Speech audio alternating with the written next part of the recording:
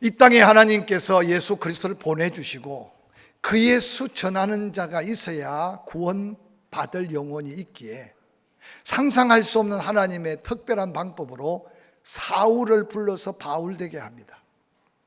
안디옥 교회에서 성령에 감동받은 성도들이 모두가 함께 한 마음으로 안수해서 사도 바울과 바나바를 이제 선교사로 파송을 합니다.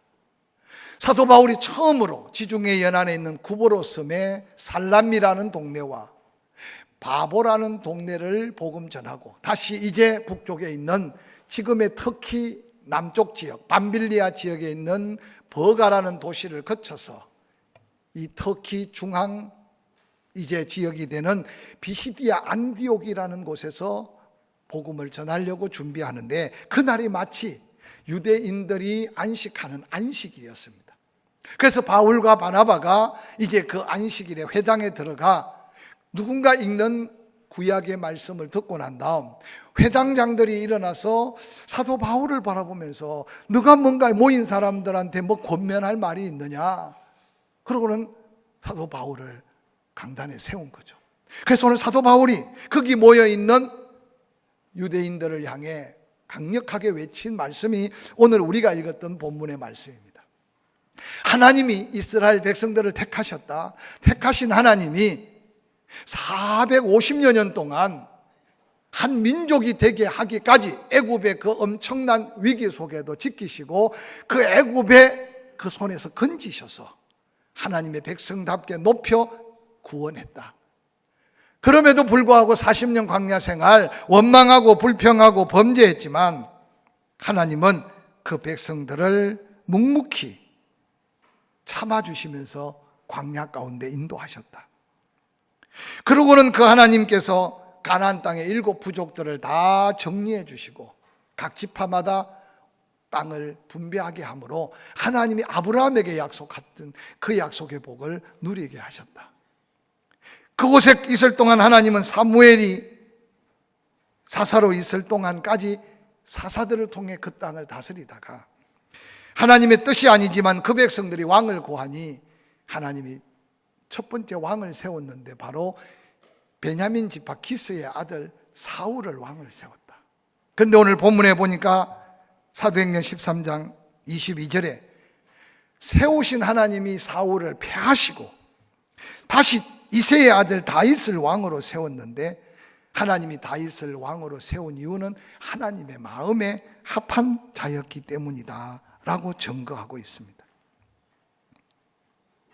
사랑하는 성도들, 오늘 본문 가운데 사도 바울이 외치는 가장 중요한 복음의 핵심 속에서는 이스라엘 백성들을 택하신 분도 하나님이고 애굽에 450여 년 그들을 종살이하게 하신 분도 하나님의 섭리 속의 계획이었다. 그리고 구원하신 분도 하나님이고 광야 40년 동안 참아 사랑으로 인도하신 분도 하나님이고 가나안 땅의 약속의 땅을 주신 분도 하나님이고 할렐루야. 뿐만 아니라 사사들을 보내 세워 다스린 분도 하나님이고 사울을 왕으로 세운 분도 하나님이고 사울을 패하신 분도 하나님이고 다윗을 세우신 분도 하나님이다 라고 외치고 있는 이 복음 속에는 모든 주권을 하나님이 가지고 역사하심을 증거하는 바로 이 믿음의 주체가 하나님이라는 사실을 증거하고 있습니다. 정치가 어수선합니다. 세상이 어수선합니다. 경제적으로도 내일이 보이지 않습니다. 이럴 때 정말 믿음의 사람들이 다시 한번 기억해야 되는 것은 내 기술이나 내 경험이나 내 능력도 소중하지만 나의 나된 것은 하나님의 은혜임을 정말 믿음으로 고백하고 모든 것이 다 하나님의 주권하에 하나님의 섭리하에 진행되고 있음을 믿는 믿음을 키워야 할 때 우리가 지금 새해를 맞이하고 이 자리에 말씀을 듣고 있다는 사실을 믿을 수 있기를 주의 이름으로 간절히 축원합니다. 2020년을 시작하면서 다윗을 롤모델로 삼고 하나님 마음에 합한 히스기야가 어디를 가든지 무슨 일을 하든지 형통한 자가 되었던 히스기야의 형통의 복을 선포했습니다. 그 복을 받아 누리기를 주의 이름으로 간절히 축원합니다. 아브라함이 갈 바를 알지 못했지만 하나님 말씀 믿고 순종했던 그 걸음에 복의 근원의 복을 주셔서 아브라함을 통해 천하 만인이 다 복을 받는 축복이 되게 하셨습니다. 우리에게도 약속된 이 복을, 아브라함이 믿는 그 믿음 우리가 가졌기에 우리에게도 그 복을, 약속하신 복을 누릴 수 있기를 주의 이름으로 축원합니다. 뿐만 아니라 광야 같은 세상이라고 하지만 홍해 바다를 건너 광야로 인도하신 하나님은 애굽으로 되돌아가지 않게 하려고, 그래서 원망하더라도 하나님 바라보고 불평하면서도 하나님의 인도하심을 따라가야 했던 것이 광야예요. 근데 그 광야가 비록 심었고 거둘 수 없지만 하나님은 그들을 먹였고, 옷이 헤어지지 않고 발이 부릅뜨지 않도록 도우심은 복 중에 복이었고, 그 광야에서 약속한 복을 이스라엘 백성들은 가나안 땅에서 누려갔던 축복을 선포하셨어요. 그리고 가나안 땅을 바라보는 그곳에서 모세를 통해 하나님은 약속합니다. 네 앞에 복과 저주가, 생명과 사망의 길을 펼쳐 놓았으니까 이제는 하나님 약속 믿고 생명의 길, 축복의 길로 가든지 하나님 말씀 불순종하면서 저주와 사망의 길로 가든지 선택하라고 말하면서 모세를 데려가시고, 믿음의 사람은 요단강을 건너고 여리고를 무너뜨리고 그 약속을 체험하고 축복받았던 축복을 선포했습니다. 이제 2월달이 되어서 그 복을 받아 누리기 위한, 과연 우리에게 믿음의 그릇, 하나님의 축복이 나의 복이 될 만한 준비된 믿음이 있느냐고 물으신다면 우리는 당당하게 말씀 앞에 서서 언제든지 아멘 하고 그 축복을 함께 도전해 가면서 이때가 복을 받을 때임을 믿으시기를 바랍니다. 이때 우리가 건강해야 되고, 이때 우리가 잘 돼야 되고, 할렐루야. 왜냐하면 모두가 다 불평하고 원망하는 이 세상 속에 예수 믿는 성도들 입을 통해 감사가, 찬양이, 또한 하나님 앞에 영광을 드러내는 그 모습을 통해 낙심하고 절망한 사람들이 하나님께로 돌아올 기회임을 다시 한번 기억하면서 여러분이 그 축복의 주인공들이 될 수 있기를 주의 이름으로 간절히 축원합니다. 오늘 함께 읽었던 본문 사도행전 13장 22절은 이렇게 기록합니다. 패하시고 다윗을 왕으로 세우시고 정언하여 이르시되 내가 이새의 아들 다윗을 만나니 내 마음에 맞는 사람이라, 내 뜻을 다 이루리라 라고 말씀하셨습니다. 오늘 사도 바울은 그렇게 약속하신 하나님이 다윗을 만나서 다윗을 통해서 그 놀라운 뜻이 이루어진 것이 바로 예수 그리스도, 그분을 믿으면 그 복을 다 누리는 축복의 주인공이 된다고 선포하고 있는 힘 있는 이 말씀이 다시 한번 우리의 믿음의 표대가 되고 우리의 믿음의 확신이 되는 말씀이 될 수 있기를 주의 이름으로 간절히 축원합니다. 본문의 주인공 다윗은 성경의 예수 그리스도 다음으로 가장 많이 소개되는 인물이라고 합니다.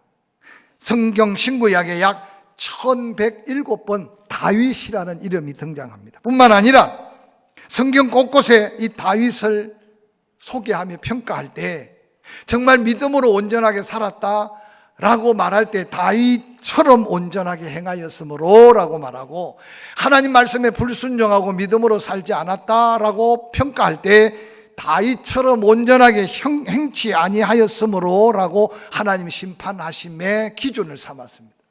성경 어디서나 예수 그리스도 외에는 선함과 악함, 순종과 불순종의 믿음의 기준이 되는 사람은 다윗밖에 없다고 해도 지나칠 표현이 아닙니다. 이러한 하나님의 마음에 합한 자로 은혜를 입은 다윗, 그러면 그는 시작부터 평탄한 삶을 살았을까요? 아닙니다. 다윗의 삶은 평탄하지 않았습니다.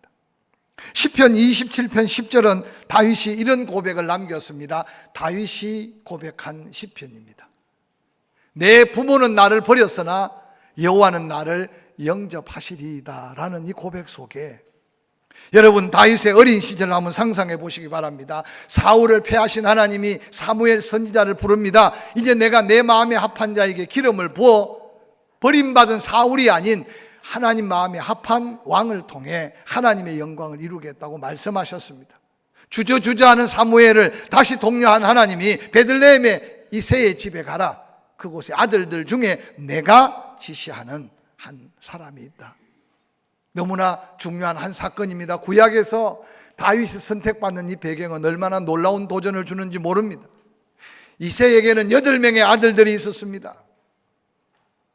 그 8명의 아들 중에 7명은 다 예복 단장하고 사무엘이 기름불을 취하여 사울 다음 이스라엘 왕으로 세울 그 엄청난 일에 다윗은 소외되고 있었다는 사실입니다. 형들의 양까지 대신 지키느라고 어린 다윗은 아마 땀에 배설물에 피범벅 오물 범벅이 되었을 겁니다. 그런데 다윗은 아무런 불평 없이 그 양을 치고 있습니다. 사무엘이 큰아들 엘리압을 봅니다. 외모가 준수하고 장손이니 장손의 대를 잇는 이스라엘의 유대의 여러 가지 의미를 생각하고 이 사람입니까 하니까 하나님이 뭐라고 말씀하셨습니까? 나 여호와는 외모를 보지 않고 중심을 본다. 첫째가 지나갑니다. 둘째가 지나갑니다. 일곱째까지 지나가도 사무엘의 마음을 감동하지 않습니다. 아들이 전부 다냐? 아닙니다. 아들이 하도 많다 그걸 보니 별로 아들 취급받지 못할 하나가 있습니다. 그를 빨리 데려와라. 어느 날 다윗이 목동으로 형들의 양까지 지쳐 있는데 갑자기 사람들이 몰려옵니다.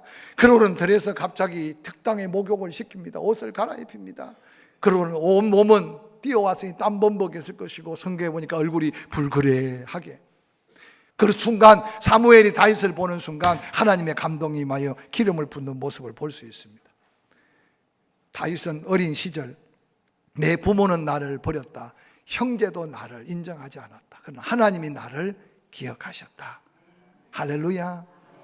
우리 가운데도 이런 젊은 이런 과거가 있는 분이 있을 겁니다. 제가 아는 목사님 중에는 그리 많은 자식들도 아닌데 옛날에 너무 어려우니까 아들 둘을 고아원에 맡겨놓고 부모가 없어서가 아니에요. 그리고 그 고아원에서 청소년 시절을 다 지나고 난 다음 장성에서 부모를 만난 여러분 정말 안타까운 인생 스토리를 가진 사람을 내가 알아요. 밥 숟가락 하나를 드는 게 얼마나 큰 힘이었으면 태어난 자식을 남한테 맡기기도 했던 시절을 우리가 살아왔지 않습니까? 여러분 오늘 우리 삶 속에 삶의 환경만 보고 낙심하지 않기를 주의 이름으로 간절히 축원합니다. 뿐만 아니라 사무엘상 16장 23절은 이런 말씀이 있습니다. 하나님께서 부리시는 악령이 사울에게 이를 때 다윗이 수금을 들고 와 손으로 탄적 사울이 상쾌하여 났고 악령이 그에게서 떠나가니라. 하나님께 버림받는 그 순간 사울에게 악한 영이 지배를 받아 엄청난 고통의 순간을 당합니다. 수소문 끝에 다윗이 찬양하면 귀신도 떠나간다는 소문을 듣고 다윗을 왕의 처소로 불러들입니다. 다윗이 찬양하면 정말 악한 영이 떠나가고 사울의 마음에 기쁨과 상쾌함이 넘칩니다. 그러면 사울이 그 다윗을 좀 귀하게 여겨 세워가면 얼마나 좋겠습니까? 이게 세상의 정치고 세상의 인생들의 모습이에요. 여기저기 들려오는 소리, 사울은 천천히고 다윗은 만만이라는 세상 소리에 귀를 기울인 사울은 하나님의 뜻을 묻지도 않았습니다. 그래서 도리어 다윗을 죽이려고. 여러분 다윗은 뭔가 사람답게 살고 싶을 때 여러분 선을 베풀고 덕을 세우고 은혜를 끼쳐서나 도리어 배신을 당하고 목숨줄 하나를 붙들고 도망다니는 다윗의 모습을 성경 곳곳에서 소개합니다. 심지어는 그가 블레셋 땅으로 도망갑니다. 사울의 손을 좀 피해 보려고. 근데 블레셋에서 여기저기 소문이 나돌았습니다. 골리앗을 쳐 죽인 다윗이 우리 동네에 왔다. 다윗이 얼마나 다급했으면요 침을 수염에 묻혀가며 미친 척하면서 가까스로 목숨을 건진 모습들을 성경은 소개합니다. 그러나 다윗의 인생은 그게 전부 다가 아니었다는 게 하나님이 다윗과 함께 하셨던 역사를 보여줍니다. 뿐만 아닙니다. 사무엘하 15장 14절에 보니까 다윗이 예루살렘에 함께 있는 그 모든 신하들에게 이르되 일어나 도망하자. 그렇지 아니하면 우리 중 한 사람도 압살롬에게 피하지 못하리라. 빨리 가자. 두렵건대 그가 우리를 급히 따라와 우리를 해하고 칼날로 성읍을 칠까 하노라. 여러분 세상에 부끄러운 이런 아들 압살롬이 다윗을 반역해서 군사를 이끌고 지금 다윗이 머무르고 있는 왕궁을 쳐들어온다는 소리를 듣고 몇몇 신하들과 함께 여러분 맨발로 뛰다시피 감람산을 넘어 여리고를 향해 요단으로 도망가는 다윗의 모습을 한번 상상해 보십시오. 비참하게 도망가는 다윗을 바라보며 훗날에 이전 사울의 관계에 있던 시므이라는 사람이 다윗을 향해 돌을 던지고 욕을 하고 저주합니다. 여러분, 이 비참한 모습이 다윗의 삶의 모습이었습니다. 그럼에도 불구하고 여호와 하나님께서는 다윗은 내 마음에 맞은 자다, 합한 자다. 이 본문을 다시 살펴보면 다윗은 끊임없이 하나님의 마음을 추적하는 사람이다라는 원어적인 뜻이 있어요. 여호와 하나님의 마음과 시선, 하나님의 생각을 쫓아서 그 하나님이 원하는 기준대로 살아가려고 몸부림쳤던 사람이 다윗이다. 그렇게 바울은 지금 소개하고 있는 거예요. 다윗의 삶을 들여다보면 정말로 하나님만 바라보고 하나님의 은혜만을 구하는 삶을 살았던 흔적들을 찾아볼 수 있어요. 모두의 두려움의 대상이었던 골리앗. 근데 다윗은 그 원수 골리앗을 바라본 게 아니라 바로 그곳에 임재하고 계신 하나님을 바라보고 있는 다윗을 성경은 구체적으로 소개합니다. 당시 왕이었던 사울도, 당시에 모든 전쟁에 승리했던 이스라엘의 군대도 오늘 지금 진퇴양난의 전쟁 앞에서 모두가 다 두려워 떨고 있는데, 모두가 두려운 골리앗을 보지 않고 다윗은 전능하신 하나님을 바라볼 수 있었던 것은 하나님의 마음에 쏙 들 수밖에 없는 다윗의 모습이었음을 기억하시기를 주의 이름으로 간절히 축원합니다. 우리가 하나님의 축복을 구하고 하나님의 은혜를 구하면서 자꾸 세상 것에 기웃거리고 땅의 형편 사정을 살피면서 여러분 모든 걸 주관하고 모든 걸 주장하는 하나님의 주도하신 역사를 자꾸 스스로 믿음으로 부인하는 어리석음을 범치 않기를 주의 이름으로 간절히 축원합니다. 뿐만 아니라 당시의 왕이면서도 하나님의 마음에서 떠나 하나님 버림받은 사울, 다윗이 힘을 얻었고 군사를 데리고 있었고 사울을 죽일 기회가 얼마나 많았습니까? 그런데 그 배후의 역사는 하나님을 다윗은 묵묵히 바라봤습니다. 내가 기름 부은 하나님이 세운 자를 내가 어떻게 처단할 수 있느냐? 하나님께서 직접 역사하실 것을 알았어요. 훗날 블레셋과의 전투에 길보아 산에서 사울은 그 아들 요나단과 함께 패전합니다. 그러나 스스로 죽을 수 있는 힘까지 없었어요. 아말렉 소년 하나가 지나갑니다. 다윗이 그렇게 사울이 말합니다. 내가 비참하게 적의 손에 죽느니 나를 죽여다오. 이 아말렉 소년은 사울을 죽이고 사울의 증거가 되는 전리품을 가지고 다윗 앞에 와서 사울의 죽음을 고합니다. 여러분, 세상 사람 같으면 내 손에는 피를 묻히지 않았지만 철천지 원수 같은 사울을 죽였다고 상을 줄 수 없는데 다윗은 여전히 모든 것을 주관하신 하나님을 바라봤어요. 네가 어떻게 살아계신 하나님이 기름 부은 자를 네가 손을 댈 수 있었느냐? 그러고는 그 자리에서 처단하는 다윗의 모습을 바라봅니다. 하나님은 보이지 않지만 살아계시고 하나님은 지금까지 우리를 여기까지 인도하신 하나님 것을 다시 기억하면서 약속한 복을 내 삶에서 누리기 위해 다윗이 하나님을 향해 시선을 고정하고 하나님을 바라봤던 이 믿음을 우리가 다시 회복해 가기를 주의 이름으로 간절히 축원합니다. 다윗에게 치명적인 그의 충신 우리아의 아내 바세바를 범한 죄를 지었습니다. 그런데 다윗은 그 죄의 대가 앞에 두렵고 떨고만 있었던 게 아니라 긍휼이 풍성하신 사랑의 하나님을 다시 바라볼 수 있었습니다. 그가 사랑의 하나님을 바라볼 수 있으니까 회개할 수 있었고, 그가 긍휼하신 하나님을 바라볼 수 있으니까 스스로를 내려놓고 눈물 흘려가며 통회했던 다윗을 우리는 바라봅니다. 특별히 가장 비참한 아들에게 모반을 당하고 도망가는 다윗, 사무엘 하에 16장 7절을 보니까 다윗을 저주하는 시므이, 그 다윗의 저주하는 소리를 듣고 다윗의 오른팔 같은 장수 아비새가 왕이여, 비록 우리가 도망가고 쫓겨가지만 저 어리석은 자가 왕을 저주하는데 그냥 들 수 있습니까? 말씀만 하시면 내가 가서 그의 목을 치겠습니다. 그때 다윗이 고백한 말입니다. 그가 저주하는 것은 여호와께서 그에게 다윗을 저주하라 하심이니 내가 어찌 그리 하겠느냐? 그리 할 자가 또 누가 있겠느냐? 그때 다윗이 얼마나 가슴 아팠으면요, 그 아들 솔로몬에게 왕위를 물려주고 유언 중에 하나가 그 시므이가 의롭고 죄 없어서 내가 용서한 게 아니라 하나님을 바라봤기 때문에 내가 그를 잠시 용서했다. 그러나 그의 죄를 네가 물으라고 유언합니다. 저는 다윗의 생애를 묵상하면서 우리의 믿음이 좀 더 하나님을 바라보고 하나님의 뜻을 찾고 하나님의 마음을 좀 헤아리는 그런 믿음이 필요할 때 살고 있음을 기억하시기를 주의 이름으로 간절히 축원합니다. 다윗은 자기 삶에 주어진 일에 최선을 다했어요. 뿐만 아니라 어느 곳에 가든지 하나님을 바라보고 의지했어요. 놀랍게도 이새가 다윗의 이름을 잘 지어준 것 같아.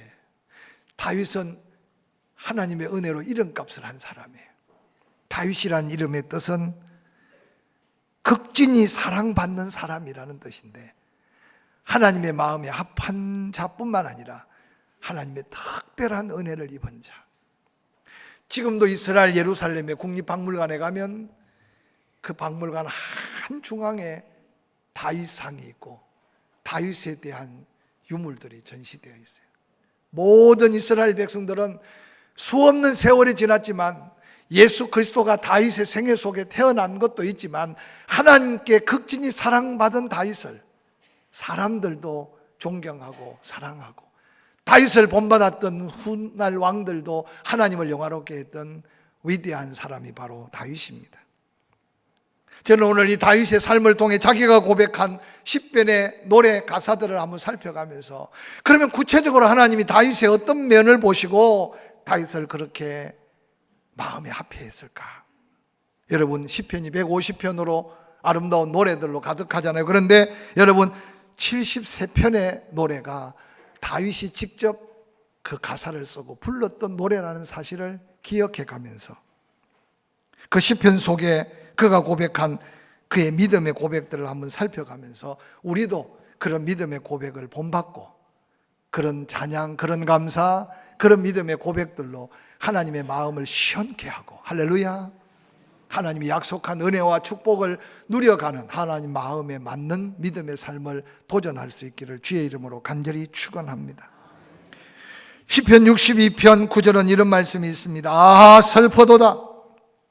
사람은 입김이며 인생도 속임수이니 저울에 달면 그들의 입김보다 가벼우리로다. 개역 개정판의 말씀인데 좀 어려워요. 새번역 성경에는 똑같은 본문을 이렇게 번역합니다. 신분이 낮은 사람도 입김에 지나지 아니하고 신분이 높은 사람도 속임수에 지나지 아니하니 그들 모두가 다 저울에 올려놓아도 입김보다 가벼울 것이다. 그런데 좀 더 쉽게 번역된 현대인의 성경을 한번 소개하려고 그래요. 사람이란 한낱 한숨에 불과할 뿐 높은 자리든 낮은 자리든 헛되고 허망할 뿐 저울에 달아본들 무슨 무게가 나가랴 한낱 숨결보다 가벼운 것을. 이런 말씀이에요. 이 말씀 속에 다윗의 마음이 담겨 있어요. 지금 다윗은 모두가 존경하는 왕이에요. 모든 것을 가졌어요. 근데 그가 하나님 앞에 고백한 것은 높은 자나 낮은 자나 가진 자나 가지지 않은 자나 인생을 돌아보니 하나님 앞에는 한번 숨결과 같은 게 인생이라는 고백은 다윗의 늘 하나님 앞에 겸손한 다윗의 모습을 우리에게 소개하고 있어요. 좀 안다고 똑똑한 체 하지 말고 좀 가졌다고 있는 체 하지 말고 예수님이 제자들을 향해 내가 선생이지 않냐 그런데도 발을 씻긴 것은 내가 섬기러 온 것을 알고 너희도 그렇게 섬겨라.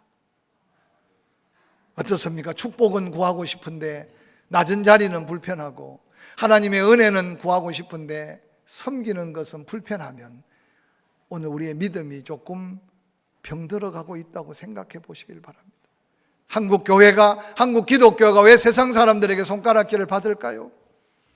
지나칠 정도로 혹시 우리가 누리고만 살고 있지 않는지를 돌아보고 다윗이 겸손한 그 모습 하나님이 그를 높여 하나님께 극진히 사랑받고 사람들에게 극진히 인정받았던 하나님 마음에 합한, 하나님 마음에 맞은 이 믿음을 다시 우리가 도전하기를 주의 이름으로 간절히 축원합니다.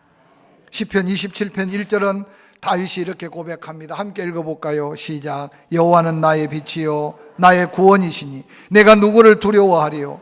여호와는 내 생명의 능력이시니 내가 누구를 무서워하리요. 시편 18편 1절 2절은 그렇게 말합니다. 나의 힘이신 여호와여 내가 주를 사랑하나이다. 여호와는 나의 반석이시요 나의 요새시요 나를 건지시는 이시요 나의 하나님이시요 내가 그 안에 피할 나의 바위시요 나의 방패시요 나의 구원의 뿌리시요 나의 산성이시로다. 많이 들었던 시편의 노래 가사의 고백인데 다윗의 고백이에요. 이 고백 속에 나타나는 게 뭡니까? 세상이 다 무너져도, 수많은 대적들이 몰려와도, 수없는 질병들이 우리를 울러싸도 하나님 우리를 지키시고 보호하시는 피할 바위가 되시고 산성이 되시고 요새가 되시고, 믿으시면 아멘. 하나님만을 신뢰하는 다윗의 아름다운 믿음의 모습을 하나님은 보셨어요. 오늘 우리에게 필요한 것이 이 믿음이 아닌가 생각해요.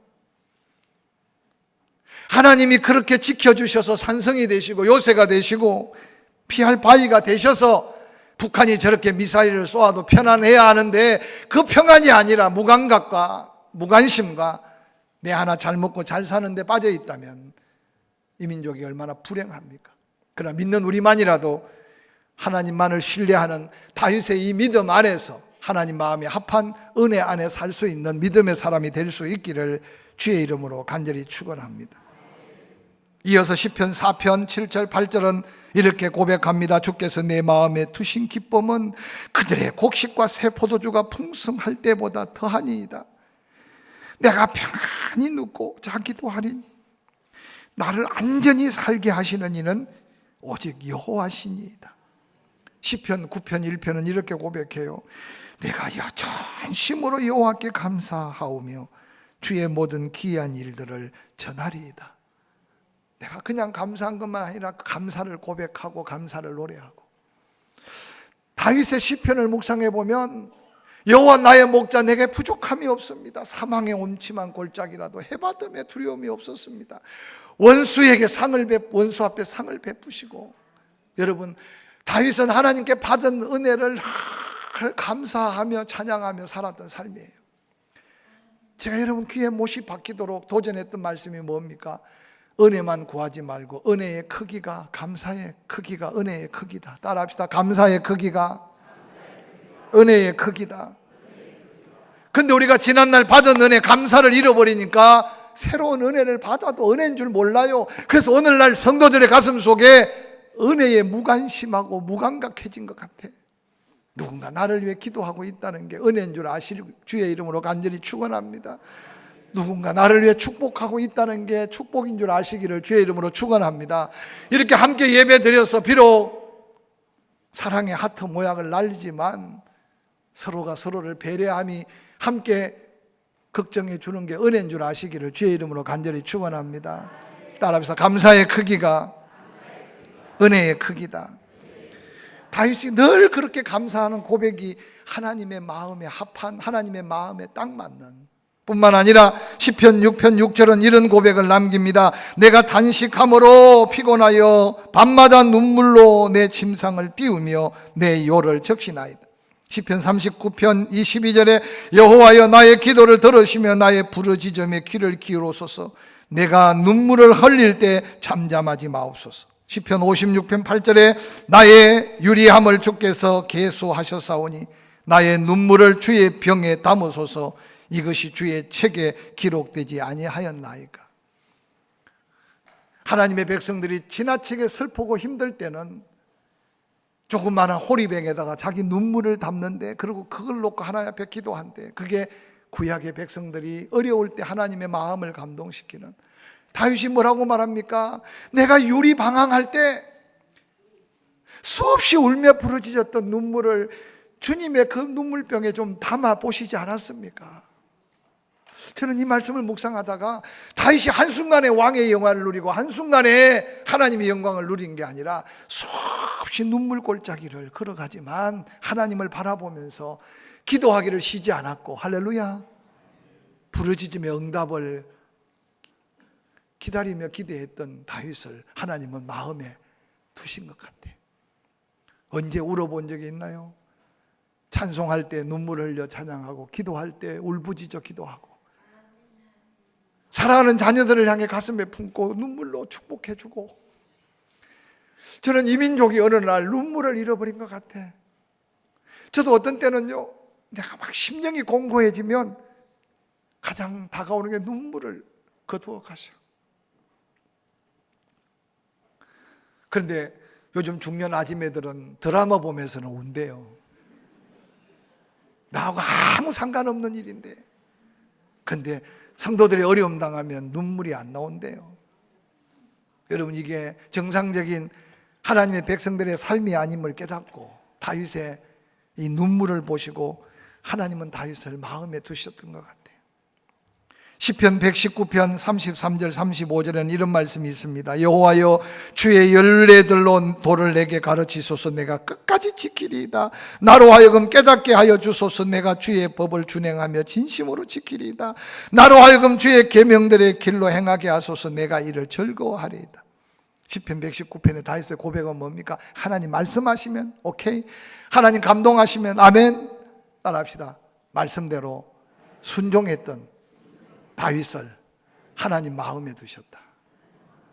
할렐루야. 사랑하는 성도 여러분, 형편 따라 살지 말고 감동대로 살고, 내 건강의 리듬 따라 살지 말고 하나님의 은혜 따라 살고, 할렐루야. 혹 피곤하더라도 바쁘더라도, 요즘 감사한 것은 주일날 지각생이 거의 없어졌어요. 오늘도 이번 일찍 예배 드렸어요. 하나님 얼마나 기뻐하실까 생각하면서 이왕 드리는 예배 할 수 있으면 최선을 다하고 이 감격으로 하나님의 마음을 움직여가면서, 할렐루야. 그래서 이 놀라운 약속된 축복을 누릴 수 있기를 주의 이름으로 간절히 축원합니다. 마지막으로 시편 35편 28절 함께 읽어봅시다. 시편 35편 28절 시작. 나의 혀가 주의 의를 말하며 종일토록 주를 찬송하리이다. 34편 1절도 함께 읽어볼까요? 시작. 내가 여호와를 항상 송축하며 내 입술로 항상 주를 찬양하리이다. 시편 104편 33절 내가 평생토록 여호와께 노래하며 내가 살아있는 동안 내 하나님을 찬양하리. 마지막 하나님의 마음을 감동한 것.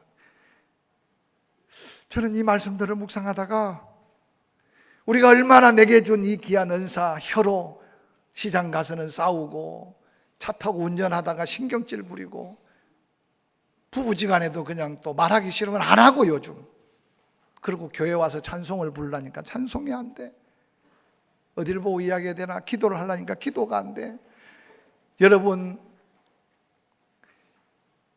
신종 코로나 바이러스만 두려워할 게 아니고 암만 두려워할 게 아니라 내 심령이 죽어가고 있는 영혼을 두려움으로 깨워야 돼요.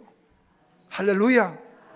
오늘 다윗은 뭐라고 말합니까? 형편 사정이 넉넉해서가 아니에요. 항상 평생도록 아침에 일어나서 찬양하고 저녁에 주를 찬양하고 눈을 떠보니 새벽입니다 라고 고백하는 다윗의 고백들이 우리의 믿음의 삶의 고백이기를 주의 이름으로 간절히 축원합니다. 할렐루야. 말씀을 마무리하려고 합니다. 하나님이 다윗을 그냥 많은 사람 중에 우연히 뽑은 게 아니라 바로 다윗이 고백한 그 고백 속에 하나님의 마음에 꼭 맞는, 하나님 마음을 다 사로잡아 감동한 이 믿음을 본받아가면서 하나님이 약속한 축복들을 이 2월에는 삶의 자리에서 열매로 거두고 고백하는 저와 여러분의 삶이 되기를 주의 이름으로 간절히 축원합니다.